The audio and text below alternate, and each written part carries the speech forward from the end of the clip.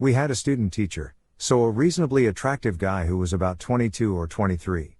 The rumor was that he was dating a girl in our class, a senior who was nearly 18. It turned out the rumor was wrong, he was dating her younger sister who was in 8th grade. Dance, theater, and music teacher had illegal boxing fights on the weekend. Reply: imagine coming to school with a black eye. What happened, dude? I got dance boxed. Rule 1 about Fight Club. Don't talk about Fight Club.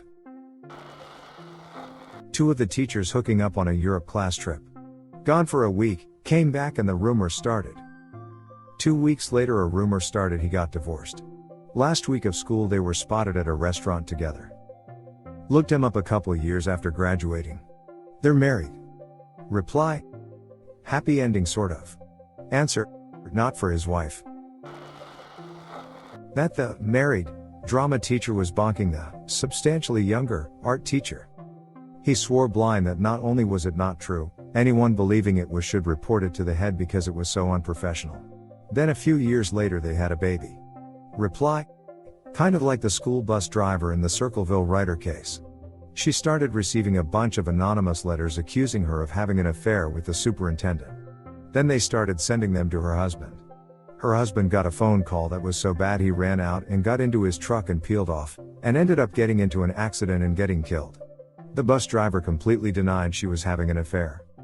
After her husband died, she got together with the superintendent but swore up and down the relationship started after he died. Sure lady. There's a lot more to it, but that's the gist. It's actually a pretty fascinating case. Reply: that's sad for the husband. I wonder if the superintendent's wife wrote those letters. My best guess. Reply: it's a long story, but the husband's sister's husband, Paul Fressauer, was later convicted of attempted murder.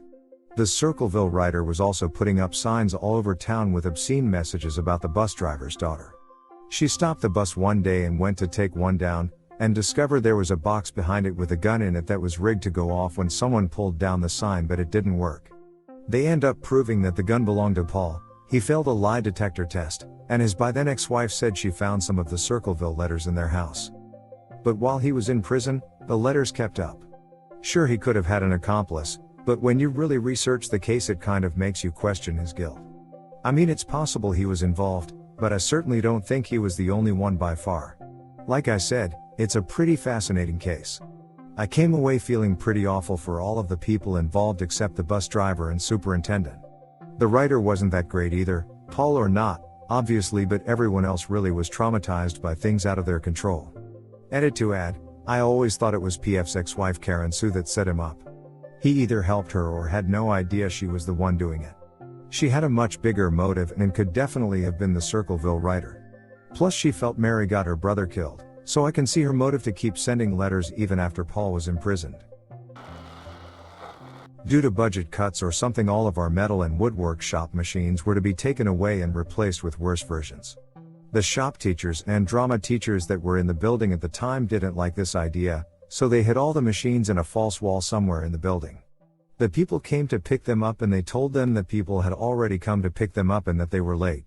They did some looking around and couldn't find the machines and gave up. A few years and one principal later they brought the machines back out from behind the walls. And that's how the smallest school, high school of our district with only around 450 students, became the best school in the district to learn metal and woodwork. Edit, happened before my time at the school. This is just what I heard from the drama teachers lol. That our high school had an extensive network of underground tunnels and shelters left over from World War II. Sure enough, not long after I graduated, they were renovating one of the weight rooms that was either at basement level or partially underground, and they found an entire walled-off room stocked with supplies from the early Cold War era that no one had remembered. So maybe the supposed tunnel system under the football field was a bit of a stretch, but there definitely were hidden shelter/stockroom areas that had been forgotten about. Edit, the bomb shelter they found while renovating had supplies from the early Cold War era, not specifically World War II. But the conspiracy rumors had been pretty dang close. My old math teacher was a WWF wrestler. I recognized him from my childhood days channel surfing and couldn't find anything about him on Google, but I was so sure it was him I just asked. I was right, Lamau. Reply: He was supposed to pinch me if he was running out of air. After basically only reading stuff about teachers banging students, it's nice to hear this one. One of my geography teachers did a sex tape with his wife. He played Rocket Man. There was this weird closet built into the middle of the hallway. Yep, the middle, so you had to walk around a giant block of a closet, but the door was always locked. Every morning before the bell rang, we'd meet up by the closet block because it was close to our lockers. The rumor was that it was full of mold because our school was underfunded and gross, but I figured it was just janitorial supplies. I had never seen a janitor go in there, but why would they leave a closet full of mold? Plus, there was already a room that was full of mold. The old boiler room, which was underground and hadn't been used in decades. Then one day, the door was unlocked. Mold. So much mold. Multiple stacks of German textbooks were rotting inside this closet. The pages were wavy and stuck together, and the whole thing was covered in black spots with a white dust on top. The closer you got to the bottom of the stack, the more uniform the books became. They had literally melted together and dried, Lord knows how many times. I simply closed the door and said, "Well guys, I guess this is why we only have Spanish as our foreign language." Weird closet full of mold that was dealt with by being locked all the time. We had a teacher in his 30s who was rumored to ask pretty graduating seniors to hang out in the last week of school, so technically he wasn't sleeping with students.